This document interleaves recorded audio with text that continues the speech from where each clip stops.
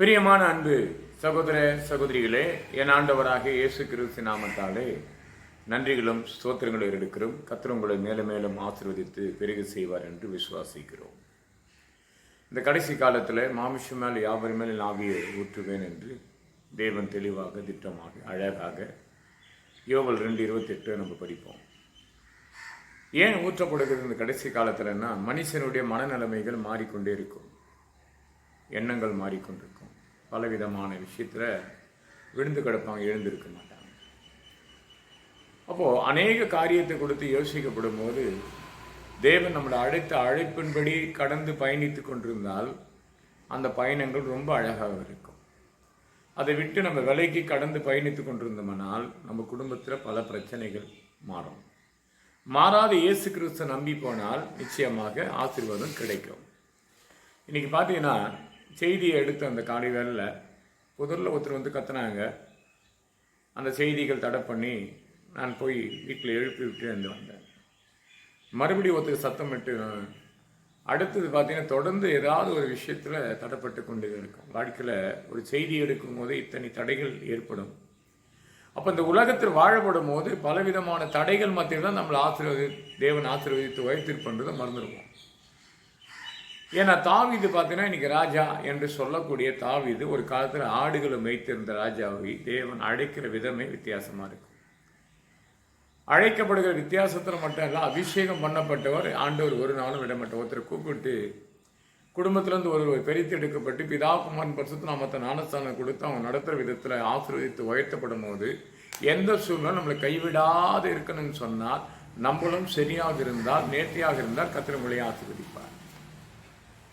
அப்போ தாவீது வாழ்க்கையில் பார்த்தா எல்லாத்தையும் சரியாக இருந்தான். ஒரு காலத்தில் 1 சாமுவேல் புத்தகத்தை 16ஆம் அதிகாரத்தை படிக்கப்படும் போது அவன் ஜபித்து சவுல் மேலுக்கிற பிசாசு புறப்பட்டு போச்சு என்று நம்ம நினைக்கணும். ஜபம் இல்லை, பாடித்து தேவனை துதித்து பாடப்படும் போது தேவன் அது மட்டும் அவனை விட்டுல மறுபடியும் ஆடு மேய்க்க கடந்து பயணிக்கிறான். அப்போ தேசத்தில் ஒரு பிரச்சனைகள் உருவாக்குது என்று சொல்லி அந்த பிரச்சனைக்குரிய பாதுகாப்பாளராக தேசத்துக்கு உதவியாக கடந்து போந்து தாவீதினுடைய தன் குமாரனுங்கள். அந்த கடந்து போன குமாரனுக்கு தன் தகப்பன் கூப்பிடுறான். சொல்லப்படிய ஆசீர்வாதத்தை சொல்லும்படி ஆகாரத்தை கொடுத்து நீ கடந்து போய் உங்களுடைய சகோதரை விசாரித்து கடந்து வா என்று சொல்லி அனுப்பப்பட்ட தாவீதின் உள்ளத்தில் கர்த்தர் பேச ஆரம்பிக்கிறார். நல்லா பாருங்க, தேவன் நம்மளை அழைக்கிற விதமே வித்தியாசமாக இருக்கும். நிறைய பேருக்கு தெரியாதுங்க. அவசரப்பட்டு நம்மளுடைய வாழ்க்கையில் என்ன பேசணும் என்று தெரியாத பேசிடுவோம். இங்கே முதல்ல அவன் செய்கிற காரியம் பார்த்தீங்கன்னா, நாம் நீடித்த நாட்கள் வாழ வேண்டும் என்று சொன்னால், சேமமாக வாழ வேண்டும் என்று சொன்னால் என்ன சொன்னாங்க? உபாகத்தில் 5ஆம் அதிகாரம் 16ஆம் வசனம் படிக்கப்படும் போது, நீ உங்களுடைய கிராமத்திலேயோ உங்களுடைய பட்டணத்திலேயோ உங்களுடைய ஊரிலேயோ நீ நீடித்த நாட்கள் வாழ வேண்டும் சொன்னால் உன் தகப்பனையும் தாயும் கனப்படுத்து என்று வேதம் தெளிவாக சொல்லும். யாத்திராகத்தில் 20ஆம் அதிகாரம் 12ஆம் வசனத்தில் இருக்கும். அதுக்கப்புறம் எதெல்லாம் செய்யக்கூடாது என்று அடுத்த வசனங்களை படித்தோம். 10 கட்டளையில் ஃபர்ஸ்ட் கட்டளையாக இதை சொல்றாரு. தாவீது அந்த முதல் கட்டளையை நிறைவேற்றி முடித்தான். தன் தகப்பன் சொல்லப்பட்டதை போல் தன் சகோதரன் சந்திக்க அவன் அந்த பட்டணத்துக்குள்ளே போகப்படும் போது அங்கே பார்த்தனா கோலியத்து நிமித்தமாக ஒரு பிரச்சனை போய் கொண்டிருக்குது. ஜனெல்லாம் பயந்து நடுங்கி ஓடிக்கொண்டிருக்கிறாங்க. தாவீது அறியாமல் பேச தொடங்குறான். அவனை வெற்றி காணக்கூடிய ஒரு சூழ்நிலை கடவுள் ஏற்பட்டு ராஜாவுக்கு முன்பாக கேட்டுட்டு கடந்து போய் அந்த வெற்றியை காண்பான். இன்னைக்கு வாழ்க்கையில் பாருங்க, தேவன் செய்ய வித்தியாசம் தெரியாது. எப்போ உயர்த்தவர் நமக்கு தெரியாது. அந்த உயர்த்துற விதத்தில் கொஞ்சம் தாமதமாக இருக்கும். நம்ம பொய் சொல்லாதபடி கடந்து பயணித்தால் வெற்றியை காண முடியும். அவன் ஜனங்கள் மத்தியில் பேசினது மட்டுமல்ல, தாவீது அங்கே தன் ராஜாவுக்கு முன்பாக நிறுத்தப்படும் போது ராஜா ஒரு பொருத்தனை பண்ணுறாங்க. இந்த தேசத்தில் வளர்க்கிற பிரச்சனையை யார் முன்னிருந்து ஜெயிக்கிறானோ அவனுக்கு தான் குமாரனை கொடுப்பன் என்று ஒரு கட்டளையே வருதுங்க. அவன் அதை நம்பி கடந்து பயணிக்கல. அவன் சொல்லுகிற வசனத்தெல்லாம் படிச்சிங்கன்னு சொன்னால், நான் ஆடுகளை மேய்த்து கொண்டிருக்கும் போது இப்படிப்பட்ட மிருகத்தை நான் மேற்கொண்டேன், பல மிருகத்தை முறியடிக்க கடவுள் உதவி செய்தான்றதை மட்டும் தான் பேசுவான். இன்னைக்கு நிறைய பேர் பெருமையாக பேசிக்கொள்ளுவாங்க. சிலெல்லாம் பார்த்தீங்கன்னா உபாகம் 8:18 படிக்கும்போது பாருங்க, ஐஸ்வர்யத்தை சம்பாதிக்க கர்த்தர் பலத்தை கொடுப்பாரு, அவன் தன்னுடைய சுயநலமாக நான் கடந்து பயணித்தேன், நான் இந்த வினாடியிலிருந்து இந்த காலம் வரைக்கும் நான் காத்திருந்தேன், அதுக்கு ஏற்ற நாணத்தை கொடுப்பவர் கர்த்தர், சரிகளத்துக்கு பூர்ணமான பலம் கொடுக்கிற கர்த்தர், அவரை விட்டுருவான் நான் நான் என்று சொல்லி தன்னை உயர்த்தி கொண்டே இருப்பான். தாவீது அந்த விஷயத்தில் அப்படி கிடையாதுங்க. அப்போ அவன் தொடர்ந்து பயணிக்கிற வசனத்தை பார்க்கப்படும் போது, அவன் வரும்போது அவன் ராஜாவாக்கப்பட்ட பிறப்பாடு தேவனுக்கு முன்பாக ஆடி பாடி வரும்போது தன் மனைவி மிகா கூப்பிட்டு கேட்கிறா, இப்படி பண்ணுவது சரியா இல்லையா? நிறைய படிக்கலாம். அது 2 சாமுவேல் புத்தகத்தில் 1 சாமுவேல் புத்தகத்தில் 17ஆம் அதிகாரத்துக்கு பிறப்பாடு 2 சாமுவேல் புத்தகத்தில் 6ஆம் அதிகாரத்தை படிச்சுக்கன்னு சொன்னால், தாவீது தன் மனைவியாக கூப்பிட்டு சொன்னப்பட்ட வார்த்தை அவன் பதில் கொடுப்பான், உன் தகப்பனுடைய சொத்தை பார்க்கிலும் என்னை அழைத்த தேவன் மகிமையானவர் என்று ஆடி பாடி கடந்து போறான். தன் மனைவிக்கு மரணபரியும் குழந்தையே கிடையாது என்று சொல்லி வசனத்தை முடிக்கிறான். என் வாழ்க்கையில் பாருங்க, தேவன் போய் சொல்ல மாட்டார், மனுஷன் போய் சொல்லுவான். ஒரு வசனத்தை வாசிக்கிறேன். என்னாங்க புத்தகம் 23ஆம் அதிகாரம் 19 வசனத்தை உங்ககிட்ட இருந்து எடுத்து படிங்க. கர்த்தர் உங்களை மேலும் மேலும் ஆசீர்வதிப்பார். படிக்கிறேன் பாருங்க. தேவன் படிக்கிற ஒவ்வொரு வார்த்தையும் சொல்லப்பட்டது. பொய் சொல்ல தேவன் ஒரு மனுஷன் அல்ல, மனமாற அவர் ஒரு மனுஷன் புத்திரம் அல்ல. அவர் சொல்லி செய்யாதிருப்பாரோ அவர் வசனத்தை நிறைவேற்றுவார். நம்மளும் அதிகமாக ஓடுவாங்க துணிகரமாக. அநேக பிரச்சனையில் பொய் சொல்லி தான் பல கடத்துக்கு விழுந்து கிடக்கிறாங்க. கடன் தொல்லை எப்படி வந்ததுங்க? நம்ம கேட்பது கர்த்தர் கொடுப்பார். தாவீதுகிட்ட ஒரு நல்ல பழக்கம் உண்டுங்க. தேவரே ஒரு வீட்டை கேட்பான், வீட்டை கட்டி கொடுப்பார் ஆண்டவர். அதை கட்டி கொடுத்து அவன் சொல்லுவான். அதே 2 சாமுவேல் புத்தகத்தை நீ படிக்கும்போது 7ஆம் அதிகாரத்தில் ரொம்ப அருமையாக இருக்கும். அந்த 29 வசனம் படிக்கு, தேவரே நீர் வந்து என் வீட்டை ஆசீர்வதிக்கப்பட்டு அது என்னென்றைக்கு நிலைத்து இருக்கான்றான். இன்னைக்கு நம்ம பார்க்கணும், ஒருத்தர் வீட்டை கட்டி கொடுத்தா கூட கட்டினவரை தான் குறை சொல்லியிருப்போம். இந்த வகையில் இவன் விட்டுட்டான், அந்த வகையில் இவன் விட்டுட்டான், அந்த வகையில் இவன் இப்படி பண்ணிவிட்டான், அது நிமித்தம் அந்த வீடு பார்க்க மகிமைக்குரியதாக கர்த்தர் காட்டிட்டு இருப்பாரு. ஆனால் அவங்க இன்னும் ஆசை இன்னும் அந்த வீட்டுக்கு என்ன ஏற்கனவே அந்த கடத்து நிமித்தமாக அறியாத தெரியாத செய்கிற தவறுகள் எத்தனையோ இருக்கும். இன்னும் மேலே அந்த வீட்டுக்குள்ள இன்னும் பல விஷயத்துக்காக கடன்படக்கூடிய ஒரு சூழ்நிலையை ஏற்படுத்தி கொள்வாங்க. 1 தீமோத்தேயுல இருக்கும் ஒரு வசனம் படிச்சு பாருங்க. 6ஆம் அதிகாரம் 6ஆம் வசனத்தை படிக்கும் போது, போதும் என்று மனதோடு இருக்கணுமா? போதும் என்று மனதோடு இருந்தால் கர்த்தர் உன்னை மேலும் மேலும் மேலும் ஆசீர்வதித்து பெருக. தாவீதுக்கு அது கர்த்தர் செய்தார். இன்னைக்கு பார்க்குற அன்பு சகோதர சகோதரிகளை, 1 தீமோத்தேயு புத்தகத்து 6ஆம் அதிகாரம் 6ஆம் வசனம் படித்து அடுத்த வசனம் படித்தீங்கன்னா, பணம் எல்லா தீமைக்கு வேறாக மாறிடுமா இல்லையா? அப்போ அந்த 7ஆம் வசனம் 8ஆம் வசனம் தொடர்ந்து படிச்சோம்னா, எனக்கு அது தேவையில்லை. போதும் என்ற மனது வரைக்கும் நீங்கள் இருந்துட்டீங்கன்னா கடத்தில் மாட்டி சிக்கிக்கணும். எத்தனை பேர் இன்னைக்கு கடன் படுறதுக்கு காரணமே தன்னுடைய கண்கள் பார்ப்பதும் வாய் பேசுவதும் இதை அதுக்கு தன்னை அர்ப்பணிப்பதை நிமித்தமாக தான் இன்னைக்கு கடன் தொழிலை மாட்டிக்கொண்டு எழுந்துக்க முடியாது நினைக்கிறாங்க. நான்லாம் பார்த்தீங்கன்னா அநேக பிரச்சனையை கொடுத்து யோசிப்பதை காட்டியும் ஜெபிப்பது உண்மையாக இருந்தால் அந்த ஜெபத்தை கேட்டு பரத்திலிருந்து கர்த்தர் ஒத்தாசை நிச்சயமாக அனுப்பார். நேற்று கூட பார்த்தீங்கன்னா எனக்கு ஒரு காணி சென்னையிலேருந்து வந்ததுங்க. அந்த காணிக்கை பார்த்தீங்கன்னா எங்களுடைய சொந்தத்திலேருந்து ஒருத்தர் ஆலயத்தை கட்டுறதுக்காக கொடுத்தாரு. ஒரு சின்ன காணிக்கை தான், அதை பெருசாக சொல்ல விரும்பலை நான். ஏன்னா சிறிது விதைத்தால் பெரிதாக இருக்குமா. அவங்க சொல்லப்படும் போது பல விஷயத்தை என்கிட்ட பேசினாங்க. எல்லாத்தையும் கடவுள் பார்த்துக்கொள்வார் என்று மட்டும் முடித்தேன். அப்போ கடவுள் பார்ப்பாரை தவிர மற்ற எல்லா காரியத்தையும் நம்ம எழுந்து நடந்தால் தான் பயணிப்பான். எழுந்து காரியத்தை நடத்தினுவார் இல்லையா? அப்போது 1 தீமோத்தேயு புத்தகத்தில் 22ஆம் அதிகாரம் 14 போது, நீ எழுந்தால் தான் காரியம் நடக்கும். இன்னைக்கு எழுந்துக்க மாட்டோம். ஆனால் இருந்த இடத்துல இருந்து என்ன பண்ணுவோம்? கடத்தை தான் வாங்கி கொண்டிருப்போம். அப்போ தேவன் சொன்னது மறந்துடும் இல்லையா? தேவன் நமக்கு ஒரு அழைப்பு கொடுத்தா, தாவீதுக்கு ஒரு அழைப்பு கொடுத்தாருன்னா, தகப்பன் சொன்னபோது அவன் தன் சகோதரனை சந்திக்க கடந்து போனால் சந்திக்கப்பட்டத்தில் அங்கே ஏற்குமாறான ஒரு பிரச்சனை ஏற்படுகிறது. அவன் விசுவாசத்தில் வல்லவராக இருந்தான். அவன் ஒரு கல்லை கொண்டு அந்த ஜெயத்தை பெற்றுக்கொண்டான். ஆடு மாய்த்து தாவீதை பாட வச்சாரு. பாட வச்சு பிசாசை ஓட்ட வச்சாரு. அவன் கடந்து பயணிக்கும் தன் சகோதரன் சாப்பாடு கொடுக்க வைத்தாரு.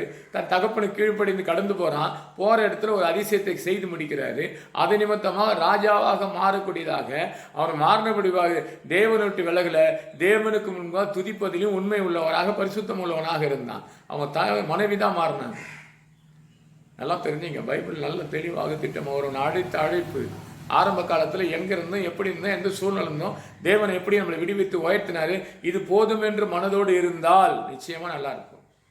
இதை நம்ம எதுவும் கொண்டு வரல. 7ஆம் வசனத்தை படித்தா 1 தீமோத்தேயு படித்து பாருங்க.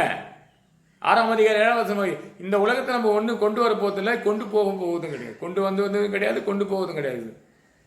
இது யோபு புத்தகத்தில் படிக்கலாம். அவன் வந்தது வெறுமையாக வந்தான், தேவனை கொடுத்தது எடுத்துக்கொள்ளப்பட்டான், ஈஸியாக சோதரம் பண்ணிட்டு போய்க்கினே இருப்பான். இன்னைக்கு அப்படி கிடையாதுங்க மனம். அடுத்து நம்ம என்ன பண்ணலாம்?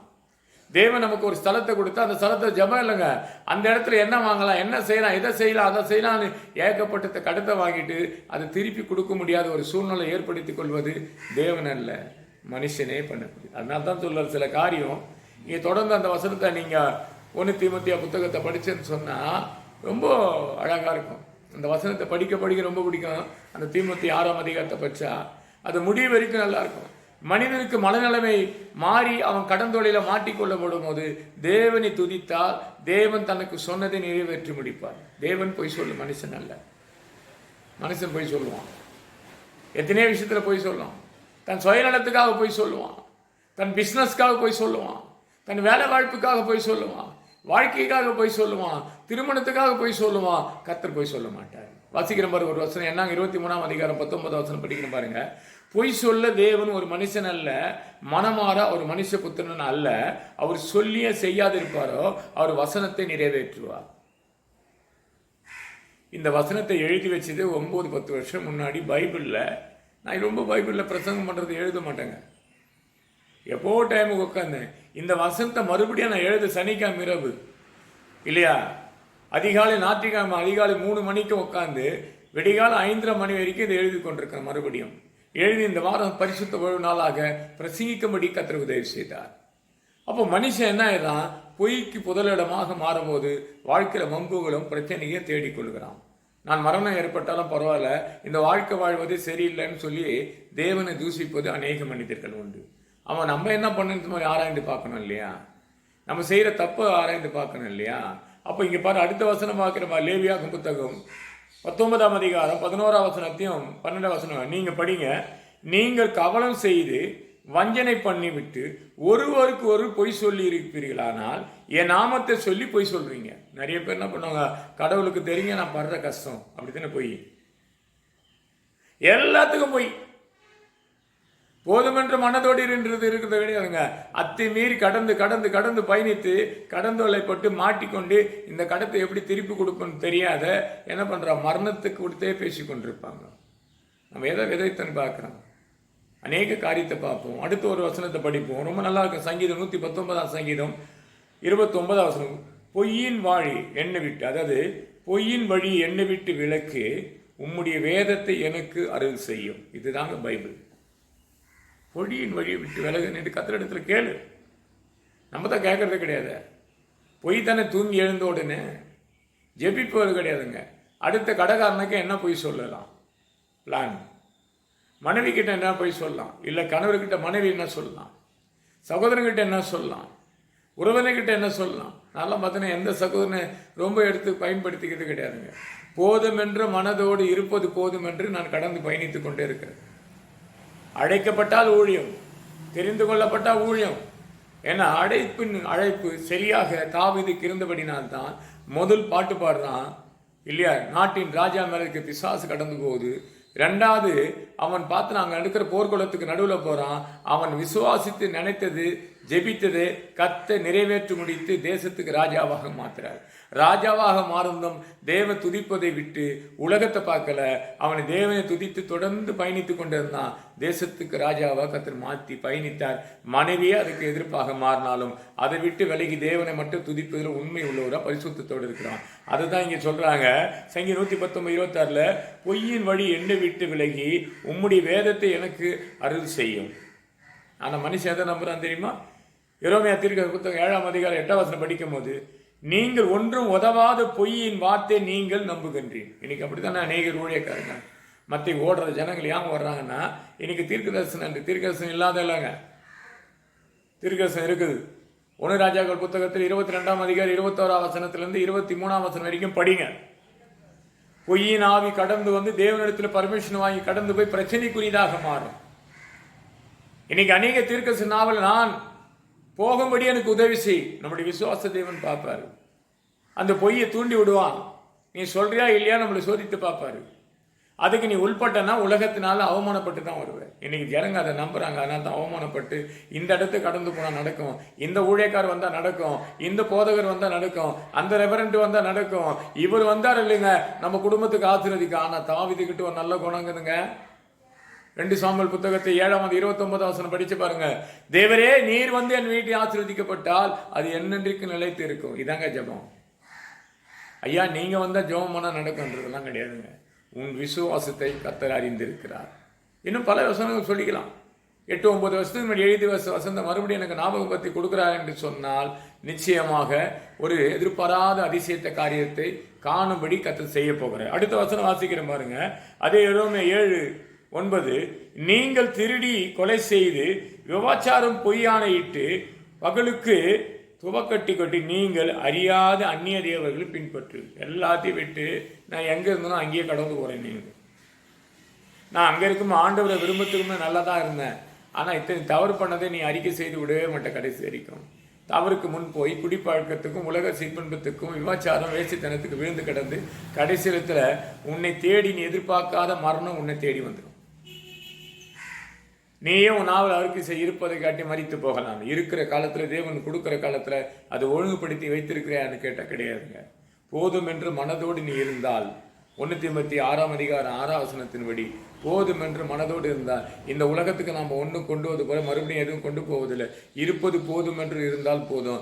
அநேக காரியத்துக்கு கடன் தொல்லைக்கு அர்ப்பணித்து கொடுக்காதீங்க. தாவீதை போல நம்ம துதிக்க ஆரம்பித்தால், தாவீதை போல நம்ம பாட ஆரம்பித்தால் நம்ம குறைகளை கர்த்தர் நிறைவாக்கி கொடுப்பார். அடுத்த ஒரு வசனம் வாசிக்கிறேன் பாருங்க, ரொம்ப நல்லா இருக்கும். அது நீதிமொழி 28:20 உண்மை உள்ள மனுஷனுக்கு பரிபூர்ண ஆசீர்வாதம் பெறும். உண்மையா இருக்கணும் இல்லையா? இன்னைக்கு நம்ம யாரும் உண்மையா இருக்கிறோமான்னு கேட்டால் அது மாதிரி கிடையாதுங்க. அபாக்கல்ல ஒரு வசனம் இருக்குதுங்க, ரொம்ப பிடிக்கும் எனக்கு. அது 2ஆம் அதிகாரம் 3ஆம் வசனம் நினைக்கிறேன், படிக்கிற பாருங்க.